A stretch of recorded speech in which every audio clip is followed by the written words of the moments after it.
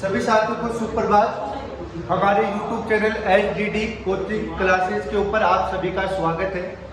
साथियों, आज तक हमने जो भी मैथ पढ़ी है वो अर्थमेटिक के बारे में हमने देखा है, लेकिन आज थोड़ा सा एडवांस चलेंगे जिसके अंदर हम पढ़ेंगे ज्यामिति। ठीक है, ज्यामिति की यदि मैं बात करूं तो ज्यामिति मतलब किसी भी प्रकार की कोई आकृति होती है, ठीक है ना, उसकी कोई लंबाई चौड़ाई या ऊंचाई के रूप में उसको बनाई जाती है। ठीक है, जैसे मैं यदि बात करूं आयत की, तो आयत के अंदर भी हम कुछ लाइनों को मिलाकर एक आकृति बनाते हैं, वो क्या होती है, एक ज्यामिति होती है। ठीक है, यानी कुछ लाइनों द्वारा हम किसी पॉइंट को बनाते हैं, वो क्या कहलाती है, कोई आकृति कहलाती है। ज्यामिति जहां से स्टार्ट होती है वो पहला पॉइंट होता है बिंदु। क्या होता है, बिंदु, यानी बिंदुओं को मिलाकर एक लाइन खींची जाती है और उस लाइन से हम क्या बनाते हैं, किसी प्रकार की आकृति बनाते हैं। ठीक है, यदि मैं बात करूं हमारे आर्मी के सिलेबस में, तो हमारे आर्मी के सिलेबस में जो आगे वाली चीजें हैं वो है त्रिभुज, आयत, वर्ग, शंकु, चतुर्भुज और बेलन। इनके बारे में हम डीपली अध्ययन करेंगे, जिनके बारे में कुछ क्वेश्चन आएंगे उनको हम सॉल्यूशन करेंगे। ज्यादा हम डीपली नहीं जाकर के हम थोड़ा ऊपर का बेस है वो ज्यादा पढ़ेंगे, क्योंकि हमें पता है कि जब बेस अपने क्लियर हो जाता है, क्योंकि कोई मकान की नींव हम रखते हैं तो मिस्त्री क्या बोलता है कि भाई साहब नींव मजबूत कर दो, ऊपर का ढांचा अच्छा तैयार होगा। ठीक है ना, तो हमें वो नींव मजबूत कर दे। और नींव कैसे मजबूत हो सकती है हमारी, वो मजबूत हो सकती है जब हम इसका बेस अच्छे से पढ़ लें। ठीक है, जब बेस हमारा अच्छे से पूरा हो जाएगा क्लियर, उसके बाद में हमें किसी भी प्रकार का कोई भी क्वेश्चन हमें दे देगा तो हमें ज्यादा से ज्यादा सोचना नहीं पड़ेगा। ठीक है, अगर माइंड के हिसाब से मैं आपको रियल बताता हूँ, मैथ सबसे इजी सब्जेक्ट है यदि हम उसको प्रेम से पढ़ें, है ना। कुछ बच्चों के दिमाग में होती है कि मैथ हार्ड है, मैथ कुछ भी हार्ड नहीं है। मैथ केवल एक ऐसा सब्जेक्ट है जो कभी चेंज नहीं होगा। ठीक है ना, आज यदि आप जो पढ़ रहे हो, आज से 50 साल बाद भी आप यही पढ़ोगे, क्योंकि मैथ कभी भी चेंज नहीं होता है। जिक्के है वो चेंज हो जाता है। जैसे अपनी राजस्थान की बात करें, रातों रात पूरा जिक्के चेंज हो जाता है ना। गहलोत जी ने एक छोटा सा भाषण दिया कि भाई साहब 33 जिले थे, रातों रात कितने हो गए, 50 हो गए। तो रातों रात चेंज हो सकता है जिक्के, जो सबसे हार्ड मैं मानता हूँ। लेकिन मैथ एक ऐसा सब्जेक्ट है जिसको यदि हम एक बार पढ़ लेते हैं तो वो जिंदगी भर हमारे साथ चलता है। ठीक है ना, जैसे हम बोलते हैं कि भाई जिंदगी भर का जो साथ निभा सकता है वो केवल और केवल मैथ सब्जेक्ट है, वो हमारा निभा सकता है। तो हमें उसके बारे में डीपली सोचना है। जो चीजें मैं करा रहा हूं, जो बेस मैं पढ़ा रहा हूं, यदि वो बेस आपका क्लियर हो गया तो मैं गारंटी लेता हूं आपके किसी भी पर्सन में कोई भी दिक्कत नहीं आएगी। दूसरी चीज आपको एक और ध्यान रखनी है, पर्सन जैसा बोले वैसा अपने को करना है। ठीक है ना, कुछ लोग क्या करते हैं, पर्सन को पूरा नहीं पढ़ते और जल्दबाजी में सॉल्यूशन कर देते हैं और उसका आंसर नहीं मिलता। सबसे बड़ी मिस्टेक ये होती है, क्योंकि कुछ बच्चों को मैथ ज्यादा आने लग जाती है और वो हो जाते हैं ओवर कॉन्फिडेंस में। ओवर कॉन्फिडेंस में होते ही उन्होंने देख लिया कि एक आयत है, इसकी लंबाई और भुजा है, ये ऐसा ऐसा है, तो बताइए वो नीचे का नहीं पढ़ेंगे कि क्षेत्रफल पूछा है परिमाप पूछा है, वो सीधा उसका क्षेत्रफल निकाल देंगे। वो ये नहीं देखेंगे कि सेंटीमीटर में है या मीटर में है, वो सीधा क्या तो सेंटीमीटर में निकाल देंगे या किस में निकाल देंगे, मीटर में। ठीक है ना, छोटी छोटी बातें, जैसे क्षेत्रफल निकालते हैं तो उसके अंदर हम वर्ग सेंटीमीटर होता है या वर्ग मीटर होता है, कहने का मतलब स्क्वायर लगाना भूल जाते हैं, तो वो भी हमारा गलत होता है। तो जो छोटी छोटी चीजें वो हमें ध्यान रखनी है और धीरे धीरे जैसे हम पढ़ रहे थे वैसे हम इस सब्जेक्ट को पढ़ेंगे। ठीक है, सबसे पहले मैं बात करूंगा त्रिभुज के बारे में। त्रिभुज के बारे में पढ़ने के बाद हम बात करेंगे चतुर्भुज के बारे में, फिर आयत के बारे में और शंकु के बारे में और बेलन के बारे में। ठीक है ना, लगभग एक दिन है वो हमारा लग जाएगा त्रिभुज और चतुर्भुज और आयत की। ठीक है ना, तो 3 चीजें आज पढ़ लेंगे और 3 चीजें हम कल करेंगे, कंटिन्यू करेंगे। ठीक है, तो सबसे पहले मैं लेके चलता हूं त्रिभुज को।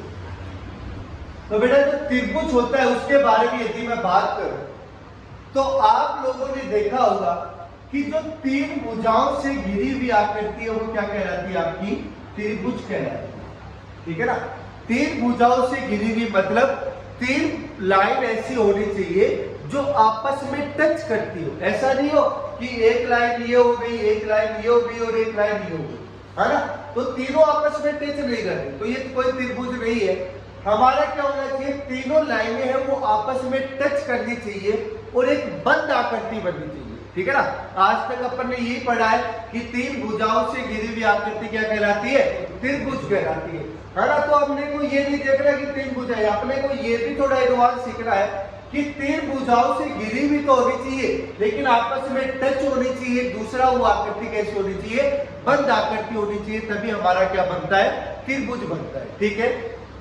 त्रिभुज में यदि मैं बात करूं तो जितनी भुजाएं होगी किसी भी आकृति में उतने ही उसमें क्या होंगे, कोण होंगे, ठीक है ना। यदि बात करता हूं आयत की, तो आयत में कितनी भुजा होती है, चार भुजा होती है, तो उसमें कितने कोण होंगे, चार होंगे, ठीक है। जैसे मैं बात करूं पंचभुज की तो उसमें कितने होंगे, पांच होंगे। मैं बात करूं चतुर्भुज की तो उसमें कितने कोण होंगे, चार। कहने का मतलब जितनी लाइनों से आपकी आकृति बन रही है उतने ही वो क्या बनाएगा, एंगल बनाएगा। और एंगल कब बनते हैं, जब दो लाइन आपस में मिले, है ना। कोई भी दो लाइन, जैसे मैं ये बोल दूं ये लाइन इससे मिल गई तो यहाँ पे क्या बन रहा है, एंगल बन रहा है। एक यहाँ पे भी एक क्या बन रहा है, एंगल। यानी कहने का मतलब एंगल भी दो प्रकार का होता है, एक होता है अंतःकोण, एक होता है बाह्य कोण, ठीक है ना। यानी बाहर का कोण एक है, अंदर का कोण। और हमेशा कोई भी कोण हो वो 360 डिग्री से घिरा हुआ होता है। कितने से घिरा हुआ होता है, 360, ठीक है ना। कहने का मतलब अंतःकोण और बाह्य कोण दोनों का जो योग होगा वो कितना होगा, 360 होगा, ठीक है ना। जैसे मैं बात करूं हमारे त्रिभुज की, तो त्रिभुज में यदि तीन कोण है और वो समबाहु है तो इसमें प्रत्येक कोण कितने का होगा, 60 डिग्री का होगा। और तीनों कोणों का मान बेटा जी कितना होगा, 180 डिग्री होगा, है ना। किसी भी प्रकार का त्रिभुज हो, चाहे वो समबाहु त्रिभुज हो, चाहे विषम बाहु त्रिभुज हो, चाहे समकोण त्रिभुज हो, तीनों त्रिभुजों में जो कोण होंगे वो कितने डिग्री के होंगे, 180 डिग्री के होंगे। चाहे एक 45 का हो गया, दूसरा 45 का हो गया और एक कितने का हो गया, 90 का। तो कैसे भी बने तीनों का कोणों का मान कितना आना चाहिए, आपका 180 डिग्री आना चाहिए। वो क्या होगा, आपका त्रिभुज होगा, ठीक है। त्रिभुज भी बेटे तीन प्रकार के होते हैं। एक होता है समकोण त्रिभुज, समकोण त्रिभुज। एक होता है बेटा विषम कोण त्रिभुज और एक होता है समबाहु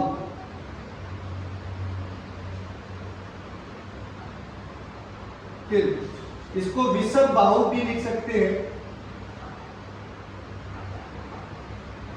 ठीक है ना।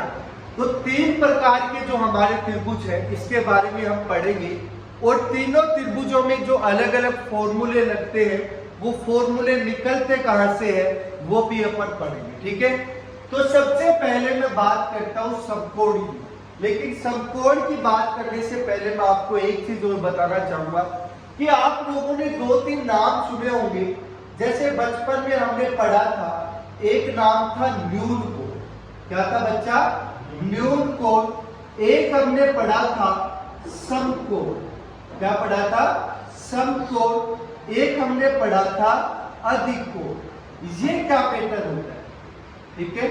तो सबसे पहले मैं न्यून कोण की बात करूं तो न्यून कोण क्या होता है, जब 90 डिग्री से कोई छोटा एंगल बना हो, कितने से, 90 डिग्री से कोई छोटा एंगल होता है वो क्या कहलाता है, आपका न्यून कोण कहलाता है, ठीक है ना।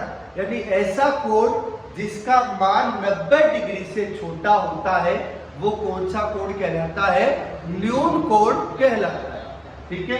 अगर मैं बात करूं समकोण की तो न्यून कोण लिखना है तो आप ऐसे लिख लेना, ये वाला जो साइड होता है ये किसकी ओर होता है, जो बड़ा होता है उसकी ओर। तो 90 डिग्री से इसका मान 90 डिग्री से क्या होगा, छोटा होगा, ठीक है।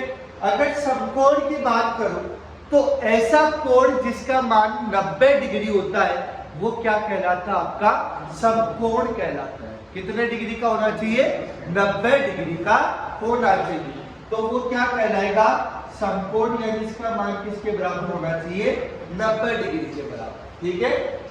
फिर आता है अधिक कोण, यानी ऐसा कोण जिसका मान 90 डिग्री से अधिक हो, 90 डिग्री से अधिक हो, वो क्या कहलाएगा? आपका अधिक कोण। और एक कोण और आता है, उसको हम बोलते हैं सिंपल एंगल या सरल कोण, जिसका मान कितने डिग्री का होगा?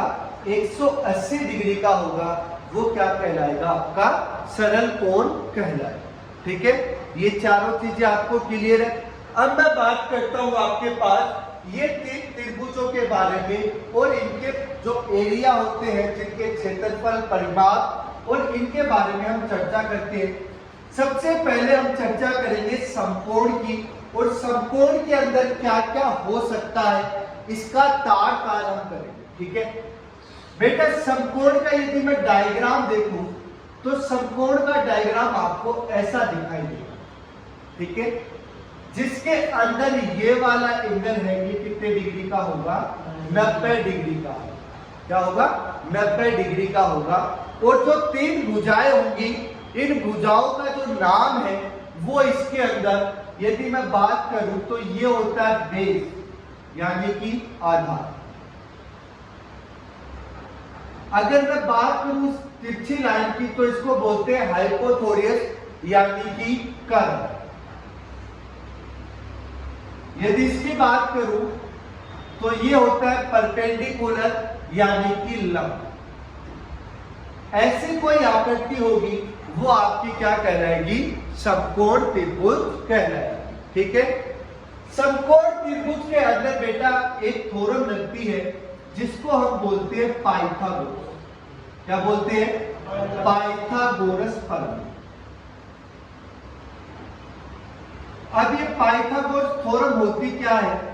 तो पाइथागोरस थ्योरम इसके नाम के ऊपर ही डिपेंड करती है। सम का मतलब क्या होता है? जोड़ना। सम का मतलब क्या होता है इंग्लिश में? जोड़ना। तो ये क्या कहता है कि जो दो अन्य भुजाएं हैं, यदि इनका वर्ग कर दे तो वो तिरछी वाली लाइन के वर्ग के बराबर होता है। कहने का मतलब ये बोलता है कि कर्ण स्क्वायर का मान है वो आधार के स्क्वायर प्लस लंब के स्क्वायर के बराबर होता है। ठीक है।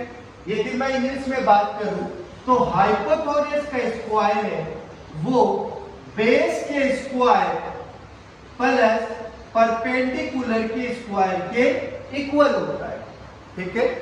यदि बेटा अपने को कर्ण निकालना है तो सीधा सा मेथड है, यदि इसका स्क्वायर हटाएंगे तो इधर क्या लग जाएगा? अपना रूट लग जाएगा। और इसको हम क्या बोल सकते हैं बेटे? आधार का स्क्वायर प्लस में लंब का स्क्वायर। ठीक है। और हमेशा याद रखना ये वाली भुजा हमें हर समय काम आएगी जब हम इसका क्षेत्रफल निकालेंगे, क्योंकि आपको पता है कि एक त्रिभुज होता है, उसका क्षेत्रफल होता है 1/2 आधार गुणा ऊंचाई। ठीक है। यदि मैं बात करूं तो इस त्रिभुज का आधार हमारे पास ये है, ऊंचाई हमारे पास ये है, तो इसका क्षेत्रफल क्या हो जाएगा? 1/2 आधार गुणा ऊंचाई। एक छोटा सा प्रश्न मैं इसके ऊपर लेके चलता हूं। यदि मैं बोल दूं कि एक त्रिभुज है, समकोण है, उसका कर्ण 5 सेंटीमीटर है और यदि उसका आधार 4 सेंटीमीटर है, तो बताइए इसका क्षेत्रफल क्या होगा? ठीक है ना। प्रश्न क्या है एक बार वापस सुन लेना। मैं बोल रहा हूं एक समकोण त्रिभुज है जिसमें उसका कर्ण 5 सेंटीमीटर है और आधार 4 सेंटीमीटर है, तो बताइए इस त्रिभुज का क्षेत्रफल क्या होगा?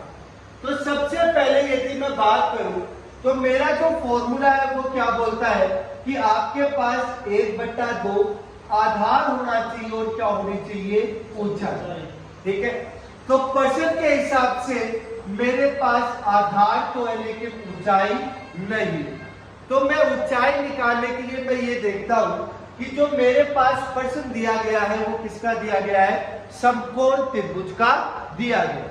और समकोण त्रिभुज में एक प्रमेय लगती है जिसको हम बोलते हैं पाइथागोरस प्रमेय, जो हमारे किस काम आती है, वो हमेशा इस काम आती है कि यदि दो भुजा देते तो हम उससे तीसरी भुजा निकाल सकते हैं। यदि इससे हमें लंब निकालना है तो लंब निकालने के लिए क्या हो जाएगा कि जहां पे हमें कर्ण दिया है वहां पे कर्ण का मान रख दो। कर्ण का मान कितना है बेटा? 5। तो 5 का स्क्वायर कितना हो जाएगा? 25 बराबर आधार कितना बेटा? 4। तो 4 का स्क्वायर कितना हो जाएगा? 16 प्लस लंब हमें निकालना है तो लंब स्क्वायर ऐसा का ऐसा। ठीक है बेटा, इधर ये संख्या प्लस में इधर जाएगी तो किसमें हो जाएगी? माइनस में। ठीक है, यदि 25 से 9 हम 16 घटाते हैं तो हमारे पास कितने बचते हैं? 9। तो यहाँ पे क्या आ जाएगा? लंब स्क्वायर। यदि इसका स्क्वायर हटाना है तो इधर क्या लग जाएगा बच्चे? रूट लग जाएगा, और 9 किसका रूट होता है? 3 का। यानी कहने का मतलब हमारे पास ये वाली भुजा कितनी आ गई? 3 आ गई। और इससे मैं इसका क्षेत्रफल निकाल सकता हूँ 1/2 गुणा आधार मेरे पास 4 है, ऊंचाई मेरे पास 3। बेटा इसको इससे काटूंगा, यहाँ पे कितना आ गया? 2, और यहाँ पे कितना आ गया? 6। ठीक है, अगर सेंटीमीटर में है परसेंट तो सेंटीमीटर स्क्वायर आ जाएगा, यदि मीटर के अंदर है तो 6 मीटर स्क्वायर आ जाएगा, जो हमारा क्या होगा? आंसर होगा। ठीक है, ये तो बात हो गई समकोण की। अब हम बात करते हैं दूसरा त्रिभुज विषम कोण, यानी विषम बाहु त्रिभुज। यदि कोण अलग अलग है, यदि कोण का मान एक जैसा नहीं है तो वो कौन सा कहलाएगा? विषम बाहु त्रिभुज कहलाएगा।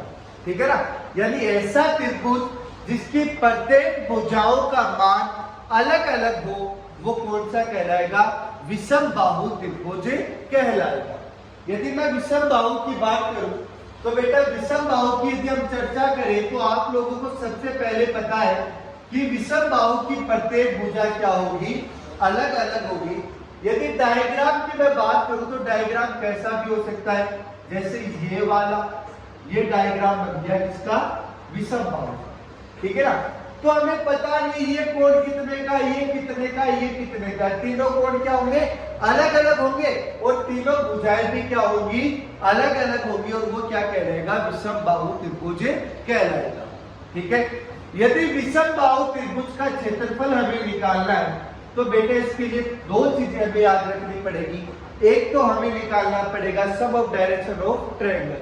ठीक है ना, यदि ऐसी त्रिभुज है जिनके तीनों भुजाएं अलग अलग है, उनका सम करके 2 से डिवाइड करके उसकी ऊंचाई निकाला है। ठीक है, तो यदि मैं बात करूं तो एक भुजा को मैं ए ले रहा हूं, एक भुजा को बी ले रहा हूं, एक भुजा को ले रहा हूं सी। ठीक है, तो इसका फॉर्मूला क्या हो जाएगा?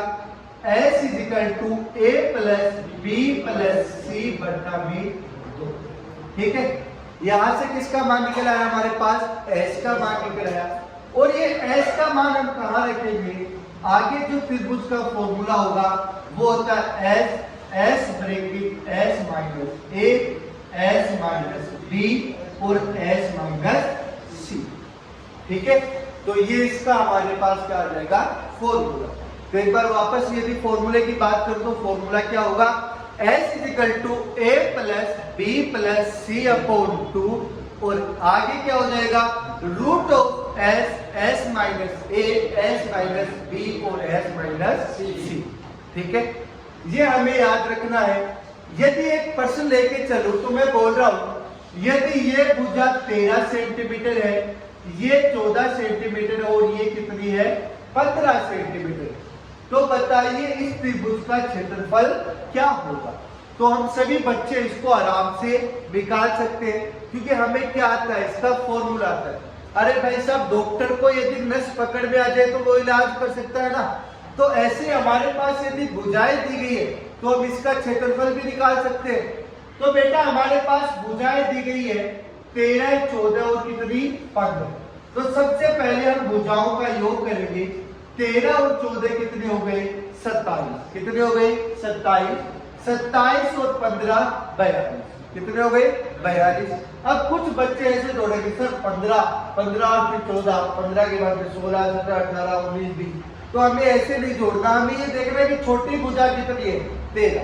तो देखो 13 एकम 13, 13 दूनी 26, 13 3 40। ये 13 से कितना अधिक 1, तो कितना हो गया 40। ये 13 से कितना अधिक 2, तो कितने हो गए 42। ठीक है ना। तो इस हिसाब से जोड़ोगे तो टाइम कम लगेगा। तो 42/2 यानी कि कितना आ गया बेटा एस का मान 21। एस का मान कितना आ गया 21। और ये 21 हम यहाँ पे रख देंगे, देखना तो क्या हो जाएगा 21, 21 माइनस ए का मान 13, 21 माइनस बी का मान 14, 21 माइनस बी का मान 15। ठीक है बच्चा। अगर मैं बात करूं तो इसको कैसे लिख सकते हैं अपन, 21 यहाँ पे कितना आ जाएगा हमारे पास 13 में से 21 में से 13 निकालते हैं तो हमारे पास बचते 8। कितने बचते बेटा 8। अगर 21 में से 14 निकालते हैं तो हमारे पास कितने बचते हैं 7। ठीक है। अगर 21 में से 15 निकालते हैं तो हमारे पास कितने बचते हैं 6। कितने बचते हैं 6। अब देखो इसका गुणा करने की बजाय इसका सीधा सॉल्यूशन हमें निकालना आना चाहिए, क्योंकि गुणा करेंगे तो इसका रूट हम नहीं निकाल पाएंगे, है ना, टाइम लग जाएगा। तो इसको हमें छोटे छोटे भागों में कर लेना है। जैसे मैं बात करूं 21 को आप क्या लिख सकते हो बेटा 7 गुणा 3। क्या लिख सकते हो 7 गुणा 3। ठीक है। 8 को क्या लिख सकते हो 4 गुणा 2। ठीक है बच्चा। 7 अकेला टूटता नहीं तो ऐसा का ऐसा लिख दो। और 6 को क्या लिख सकते हो 3 गुणा 2। ऐसा ही लिखा जाएगा ना बेटा। ठीक है। अब देखो रूट में है ना, तो रूट में जब दो संख्या एक जैसी हो तो एक संख्या को बाहर ले लो। अब देखो 7 कितनी बार है 2 बार, तो एक 7 को बाहर ले लो, इसका रूट हट गया। ठीक है। 3 कितनी बार है 2 बार, तो एक 3 को बाहर ले लो, रूट हट गया। 2 कितनी बार है 2 बार, तो एक 2 को बाहर ले लो, रूट हट गया। अब 4 का रूट कितना होता है बच्चा 2 होता है। ठीक है। तो ये कितना हो गया 7 3 21, 21 दूनी 42, 42 दूनी 84। तो इसका कितना आ जाएगा 84 सेंटीमीटर स्क्वायर।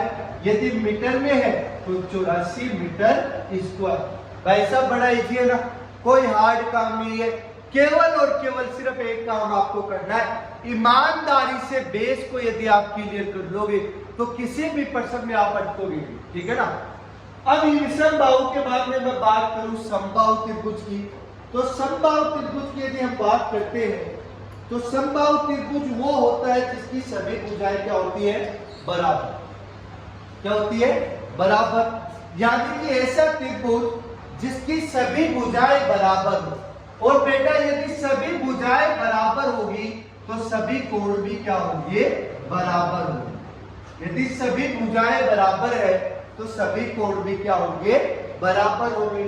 तो बेटा देखना यदि ये वाले की मैं बात करता हूं यहाँ पे, तो एक ऐसा डायग्राम आपके पास बनेगा जिसकी सभी भुजाएं क्या होंगी बराबर होंगी और सभी कोण क्या होंगे बराबर। यानी प्रत्येक कोण कितने डिग्री का होगा 60 डिग्री का आपके पास प्रत्येक कोण होगा, जो आपके लिए क्या बोलेगा समबाहु त्रिभुज की गणना करेगा। ठीक है बेटा। समबाहु त्रिभुज का जो फॉर्मूला होता है क्षेत्रफल निकालने का वो होता है √3/4 गुणा भुजा स्क्वायर। ठीक है। क्या होता है √3/4 गुणा भुजा स्क्वायर। ठीक है। ये फॉर्मूले आप सभी को याद करने हैं, क्योंकि जब तक आपके पास फॉर्मूले याद नहीं होंगे तब तक आप क्वेश्चन का बेस नहीं कर पाओगे, है ना। जैसे हम पत्थर डालते हैं ना नींव के अंदर, कोई खोरिया भी डाल सके ना नींव में, डाल सके ना, लेकिन आपका बाठा क्यों डाला क्योंकि बाठा क्यों है मजबूत है ना। तो वो ही अपना देखना है पड़े को यदि बेस मजबूत करना है तो हमें सबसे पहले वो पत्थर बनना पड़ेगा। और पत्थर हम कब बन सकते हैं जब हमें सारे के सारे फॉर्मूले याद हो। ठीक है ना। तो सबसे पहले आज यही काम करना है कि हमें सारे के सारे फॉर्मूले हैं वो फॉर्मूले हमें याद करने हैं और उसके बाद हमें जितने भी क्वेश्चन है उसके हिसाब से हमें क्वेश्चनों को निकालना है। ठीक है, तो आप जितनी ज्यादा प्रैक्टिस करोगे उतने ही ज्यादा आप आगे बढ़ोगे। यदि आज हमने कर लिया बस छोड़ दिया, पढ़ लिया और छोड़ दिया तो हम आगे नहीं बढ़ पाएंगे, है ना। एक बार हमें याद हो जाएगा लेकिन बार बार वो चीज हमें याद नहीं रह पाएगी। ठीक है ना।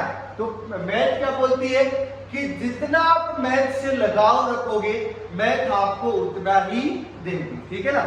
कोई लड़की भी का जितनो प्यार को देश के जितनो मैथ देश के, ठीक है ना। अपा कोई का नहीं देखा जावा तो बा अपना का इतनो कौन देखे कि आपा बराबर हो जाओ। लेकिन मैथ ऐसी चीज है कि हम जितना प्रैक्टिस करेंगे मैथ हमें उतना ही ज्यादा सिखाएगा। ठीक है ना। तो इसका फॉर्मूला है वो क्या हो जाएगा, √3/4 गुना भुजा स्क्वायर। बेटा यदि मैं इस भुजा की बात करूं, मैं बोल रहा हूं ये भुजा कितनी है 2 सेंटीमीटर। कितनी है बच्चे 2 सेंटीमीटर। तो इसकी प्रत्येक भुजा कितनी होगी 2 सेंटीमीटर ही होगी। ठीक है ना। तो बेटा फॉर्मूले के हिसाब से इसका क्षेत्रफल क्या हो जाएगा, इसका क्षेत्रफल हो जाएगा √3/4 गुना भुजा कितनी है बेटे 2 है। तो 2 का स्क्वायर कितना होता है 4। तो 4 से 4 कट गया, हमारे पास कितना आंसर आ गया बेटा √3 सेंटीमीटर स्क्वायर। इसका क्या हो जाएगा क्षेत्रफल हो जाएगा। ठीक है ना। तो हमें क्या याद रखना है, केवल 3 फॉर्मूले हैं त्रिभुज के अंदर। ये 3 फॉर्मूले याद कर लोगे तो आपका आर्मी का पेपर है वो आराम से निकल जाएगा। ठीक है। पहला फॉर्मूला क्या होगा, अच्छा देखो बेटा यहाँ पे आप लोग कंफ्यूज मत हो, मैंने 4 क्यों लिखा है। हमारे पास भुजा कितनी है 2 है। ठीक है। तो 2 को कैसे लिखते हैं 2 गुना 2। ठीक है ना, तभी स्क्वायर होगा। और 2 गुना 2 कितना होता है बच्चे 4। कितना होता है 4। तब मैंने 4 से 4 काटा है और इसका मान कितना लिखा है √3 सेंटीमीटर स्क्वायर। ठीक है। तो मोटा मोटी हमें क्या देखना है, 3 फॉर्मूले हमें याद होने चाहिए। इससे बाहर आपके आर्मी जिड्डी के अंदर नहीं आएगा, इतना मुझे पता है। ठीक है ना। क्योंकि आज तक ना ही तो पूछा गया है और ना ही वो पूछे, है ना। क्योंकि आर्मी के अंदर घोड़े चाहिए, गधे नहीं चाहिए। ठीक है। और घोड़े कब तैयार होते हैं जब वो फूस कम खाते हैं। हमने देखा ना मूंगफलियों को फूस कहाँ बोला। ठीक है। फूस कम खाते और तेज दौड़ लगाते हैं। तो हमें यही देखना है मेटर आए या ना आए लेकिन बॉर्डर के ऊपर छाती थोड़ी हमें कड़ी करके खड़े हो सकते हैं ना। अरे हो सकते हैं ना राजस्थान वाले, हो सकते हैं ना। तो वो ही है, हमें गणित कम आए या ना आए हमें दौड़ पक्की आती है। ठीक है ना। तो हमें इतना देखना है कि हमारा आर्मी जिड्डी का जो पेपर है वो पास हो जाए। तो ये इससे हमारा पास आराम से हो जाएगा। एक बार वापस आपको रिवीजन करा देता हूं। 3 फॉर्मूले हैं। पहला फॉर्मूला था समकोण त्रिभुज का। ठीक है। तो उसमें हमने क्या काम में लिया था 1/2 आधार गुना ऊंचाई। और यदि हमें ऊंचाई आधार नहीं दी तो हमें क्या निकालना है पाइथागोरस प्रमेय। और पाइथागोरस प्रमेय क्या होती है h² = p² + b²।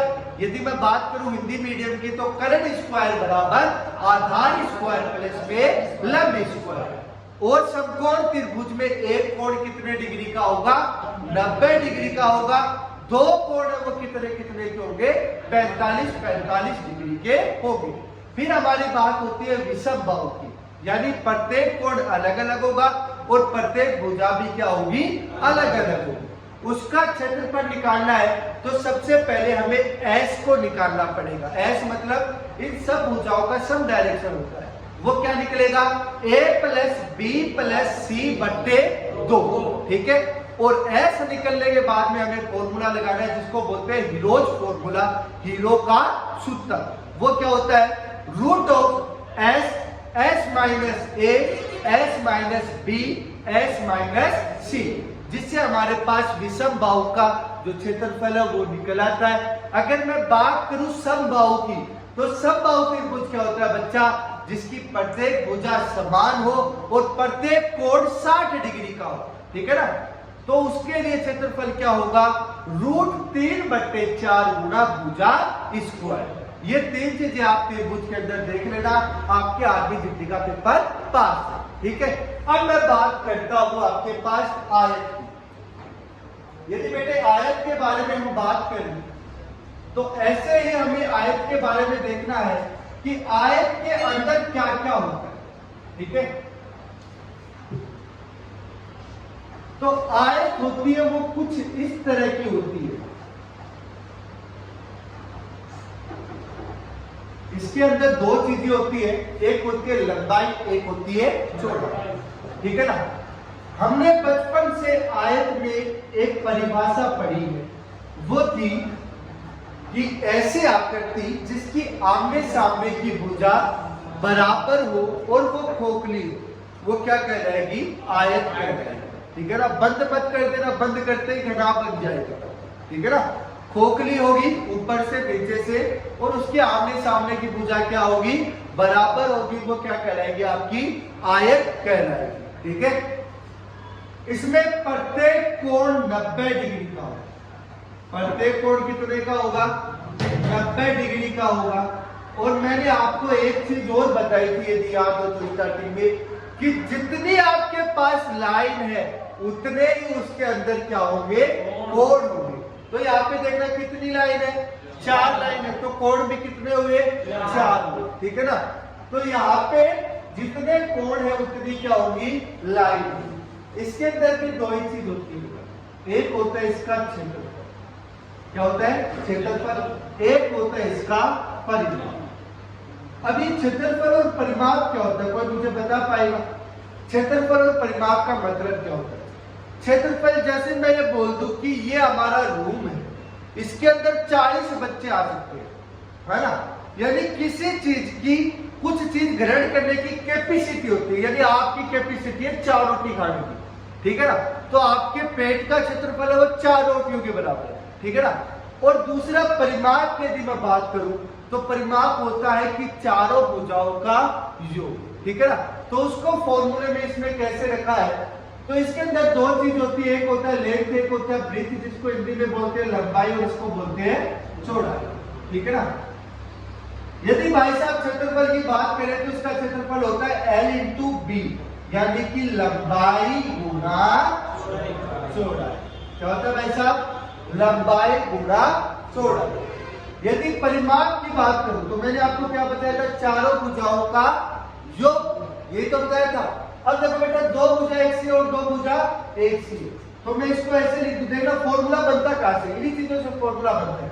देखो मैंने क्या बताया था, लंबाई 2 बार लंबाई है, तो लंबाई प्लस लंबाई प्लस चौड़ाई प्लस चौड़ाई, यही है ना। देखना फॉर्मूला बन जाएगा इसी से। लंबाई कितनी बार, 2 बार, तो इसको ऐसे लिख दूं, 2 लंबाई प्लस चौड़ाई कितनी बार, तो 2 चौड़ाई। बेटा दोनों में कौन कॉमन, 2 कॉमन, ये ले लिया बाहर। फॉर्मूला क्या बन गया, 2 कोष्ठक लंबाई प्लस चौड़ाई। ठीक है ना। तो इन्हीं चीजों से फॉर्मूले बनते हैं। हमें ज्यादा वो नहीं देख रहे कि फॉर्मूले बनाने वाला महान आदमी, कोई महान आदमी नहीं है, सिर्फ और सिर्फ उनको क्या है, ये लैंग्वेज के बारे में पता है। ठीक है ना। तो हमें क्या याद रखना है, 2 कोष्ठक लंबाई प्लस चौड़ाई, इसका क्या हो जाएगा, फॉर्मूला हो जाएगा। ठीक है। एक सवाल लेके चले। मैं बोल रहा हूं कि यदि एक आयत की लंबाई 10 सेंटीमीटर है और चौड़ाई 20 सेंटीमीटर है, कितनी है, 20 सेंटीमीटर है, तो बताइए इसका क्षेत्रफल क्या हो जाएगा। तो आप क्या करोगे, लंबाई गुना चौड़ाई क्या होता है, क्षेत्रफल। तो बेटे 10 गुना 20 कितने हो जाएंगे, 200 सेंटीमीटर स्क्वायर। ये तो क्या होगा इसका क्षेत्रफल। यदि परिमाप पूछ रहे हैं तो क्या कुछ नहीं होता, क्या होता है, 2 कोष्ठक लंबाई प्लस चौड़ाई, यही तो है। कितने हो गए बेटे, 30 गुना 2 कितने हो गए, 60 सेंटीमीटर। यहाँ पे स्क्वायर मत लगा देना, स्क्वायर हमेशा किस में लगेगा, क्षेत्रफल में, और आयतन में हमेशा क्या लगती है, क्यूब लगती है। ये 2 चीजें याद रखना। ठीक है। तो आयत का भी फंडा क्लियर है। इसके अंदर जो भी और क्वेश्चन आएंगे वो मैं आपको धीरे धीरे बताता जाऊंगा नेक्स्ट क्लास में। पहले इसके बारे में हम जान लेते हैं। ठीक है। अब बात करते हैं हम वर्ग की। वर्ग क्या होता है, सबसे बढ़िया चीज होती है वर्ग स्क्वायर, जो किसी भी बच्चे को परेशान नहीं करती है ना, क्योंकि इसके अंदर कुछ है ही नहीं।